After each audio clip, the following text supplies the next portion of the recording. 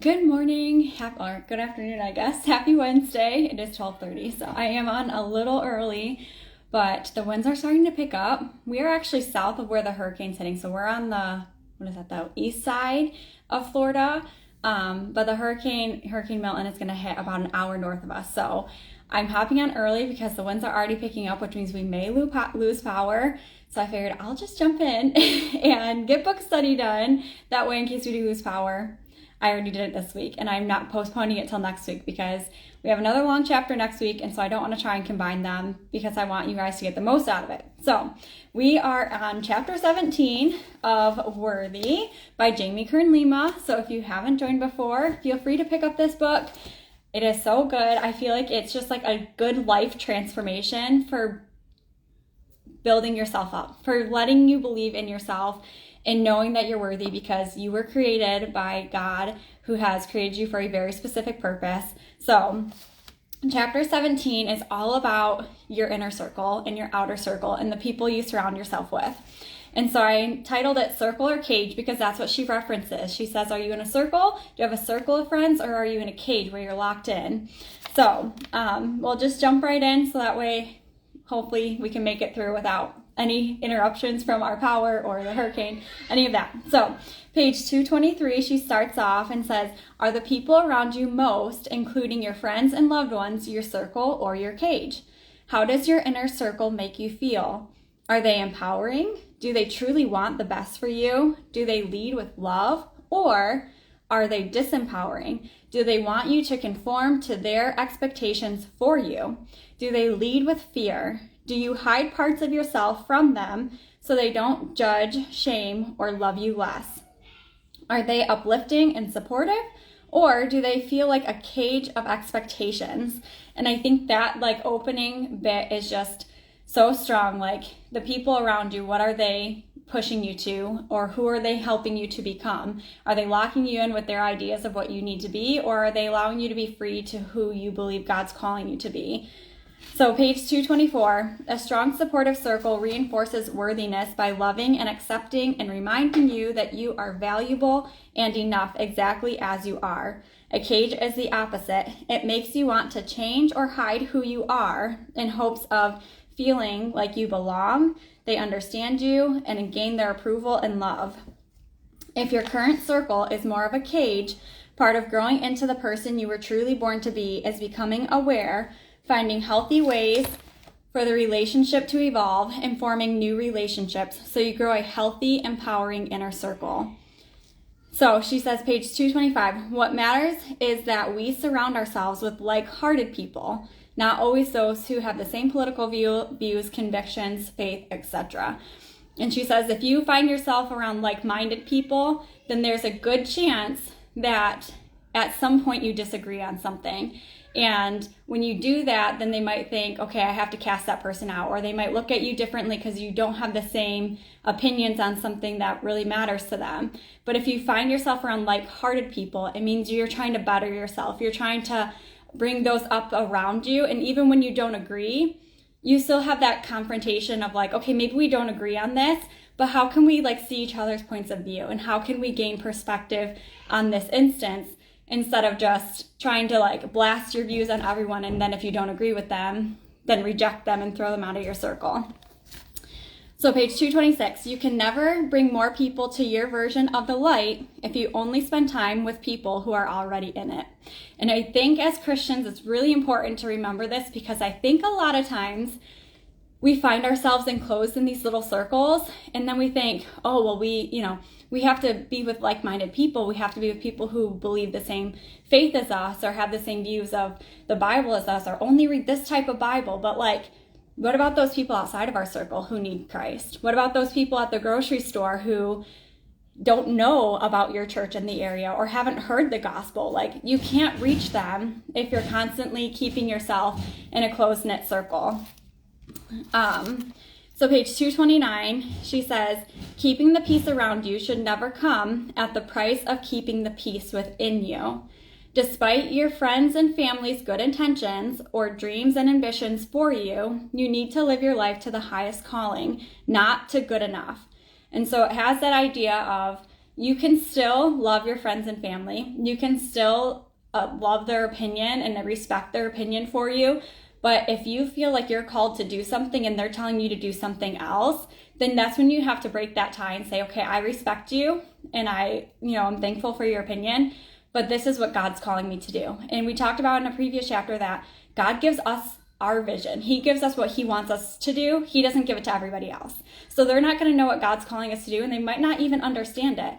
But we have to actually go and do what God has called us to do and not settle where it's comfortable when we have people supporting us and backing us up and saying, hey, this is meant for you. You have to pursue this. This is like the right path for you, because it might not be. And if they're supporting us when we say, hey, this is where I think God's calling me, then that's great. But if they're not, we have to learn to separate a little bit and say, I really respect you, but I have to obey God, because that's ultimately what we're called here to do, is to obey him and to follow his lead and to do what he has called us to do. And so off that soapbox, we'll continue on. You get to decide the kind of relationship that you have with the people in your current circle. You have all the power. So she talks about an inner circle and an outer circle, and then the people that you need to keep away from your circles, and the ones that you can be kind to and friendly with, but you can't go to them for advice, or you can't rely on them to boost you up and lift your spirit when you're feeling down. So your inner circle is the people you choose to be closest to. These are the people who inspire you to fly to greater heights, who truly want what is best for you. And then your outer circle is people that you care about and you still love them, but their belief systems, habits, and emotional involvement create a feeling of a cage. These are people who you can be around in small doses, but you feel drained after being around them, and you tend to hide parts of who you are when they're around. So the first group of people, your inner circle, those are the ones that you go to when you're looking for advice, when you're looking for someone to lift you up, when your spirit's down and you're like, I'm pursuing this goal, I'm pursuing this passion, and I know this is where God wants me, but why is it so hard to get there? I'm feeling burnt out, I'm feeling drained. And they come alongside you and they say, hey, I've been there, but you know what? This is your purpose. This is what God's called you to do. And they're going to cheer you on every step of the way. And then your outer circle is the ones who probably you love a lot. They're probably the ones that are closest to you, but they don't agree with where you're heading. They don't agree with the direction you're taking your life. They don't agree with decisions that you've made. And they're upfront with it. They don't hide it and, pray for you and do all the things that we're supposed to be doing. They confront you on it. And then they always bring it up to you and they say, well, you did this, or you made this decision, and this is why you're here. And maybe this is a sign that God doesn't want you following this path, and not that God's trying to teach you something along the way. It says anything is possible when you have the right people there to support you. On page 232, it says, emotional residue is the energy and vibes of the people you spend time around that rub off on you. It's invisible to the eye, but you feel it. And so she gave the illustration of like a blue slushie. We just had Ellie's birthday party last week with her friends, and they had like purple frosting on the cake. So she gives like the, a frosting or a Cheeto, whatever it is, that residue, you can actually see it. You can see it on your mouth. You can see it on your fingers. Like you have that visual residue from, something that's colored, that's dyed. And so she's saying emotional residue is when you're around somebody and you leave feeling like something's off, or they walk into a room and immediately you're like walking on eggshells, or like you just kind of feel icky. You're like, I don't like the energy here. I don't like how I feel. I don't like how this is making me feel. And it kind of sticks with you. But sometimes you don't recognize it at first. Sometimes it's like, a little while later and you're still feeling like you're not right. Like I need to, go and meditate and pray and exercise and stress relieve because, I just don't feel good. And so she's like, that's the emotional residue. If somebody comes in and is making you kind of feel drained, then that's not a person you want in your inner circle. You don't want that person close to you. She says the type of emotional residue a person leaves or gives off will help you determine where they belong in your circles, or if they belong at all. It's important to surround ourselves with people who celebrate our flame, or our internal light, shining bright, and want to protect it. So they don't just allow us to shine, but they protect it. So when somebody's coming against us, when somebody is like trying to tear us down when we're not there, they're protecting us. They're the ones speaking up for us. They're the ones who are, have our back when we're not there to defend ourselves or we're not there to justify ourselves. So then she gets into setting boundaries, because when you are creating circles, you have to set boundaries. You can't let everybody into your inner circle, and you can't push everybody out of your inner circle. You have to set boundaries for who's allowed to be close to you, who you go to for advice, who you seek for love and attention and affection, and all of those things. Because if you don't have the right people, then they're going to pull you down. It's going to be that anchor in your life, and you want to float. You want to keep going. You want to succeed. So when setting boundaries, people close to you may not understand or agree, but it's important for your growth and your journey. And so this isn't something you're doing to them. And if they look at it like, well, you haven't done this before, well, that's their emotional baggage holding on. They're the ones pulling you down. And so that's a red flag that, okay, these are the people I need to separate from, because they're not okay when I set this boundary for my family or for myself or for my time or for my ministry, whatever it is. So page 236, implementing boundaries can feel like a betrayal to others, but not learning to is almost always a betrayal to yourself. So say what you truly feel without apologizing. Say no when you need to, and don't have the capacity to say yes. Value your time and be kind and firm with your responses without over-explaining. So if somebody asks you to do something and you feel like, I probably could do it, but I don't know if I want to do it, but you say yes anyway, she's saying set that boundary. Allow yourself to say no, and just say, you know what? I so appreciate you asking me to do this, and it really is, I feel so loved and honored that you would think of me, but I just can't. I'm not going to do it. Or if you say yes, then go all in and commit to it 100%, but don't do it because you feel obligated. Do it because you want to do it, and set that boundary there. Page 237, spend time around people who pull you into your future, not your past. And then she gives this example of a mother elephant giving birth in the wild. If it's injured or giving birth or something like that, all the other elephants will surround her. They'll back into her, they'll put their backs against the mom, and they'll form this really tight-knit circle around this elephant to protect it. That baby's being born, they don't want somebody coming in and taking that baby and eating the baby, whatever it is. If the mom is injured, they have to, allow her time to heal, so that way she's, protected, and she's not looked at as prey, and the other animals don't come and get her.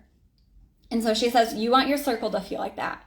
When your back's against the wall, when you're feeling down, when you're feeling drained, you don't want everyone fleeing away from you. You want your close circle to be the ones there protecting you, to be the ones picking you up and bringing you to where you need to be, and getting your head in the right place and speaking truths to you that you can hold on to. And so she said, keep that reminder, of those elephants. Your inner circle is those mom elephants who are backing up to the other elephant, protecting her baby, whatever it is. That's you. You're in the middle. When you are down, when you're feeling drained, you want that circle lifting you up. All right, almost done, page 239. We are all born with a beautiful mind and soul filled with wild, imaginative thoughts and ideas that the world desperately needs. You were built with every part it takes to put in the hard work that accomplishes the dreams on your heart. Your soul and the world need what only you have to give. And so I thought that's like a perfect summary. You know exactly what, dreams and desires God has laid on your heart. He's only given them to you. And so we have exactly what we are to give to the world. And if we hide it, if we try to mask it, if we try to be like somebody else, then we're hiding what God's gifted us, and we're not using our talents that He's given us for Him.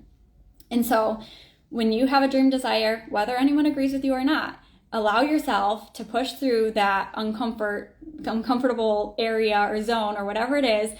Get uncomfortable, push yourself out, and say, you know what, I have to be who God has called me to be. And allow yourself to do that, because He's created you for a purpose, on purpose, and He wants you to use everything that He's given to you, your gifts, your talents, even like your heartache, all the trials that you've gone through. You can use them for His honor and glory, and you should.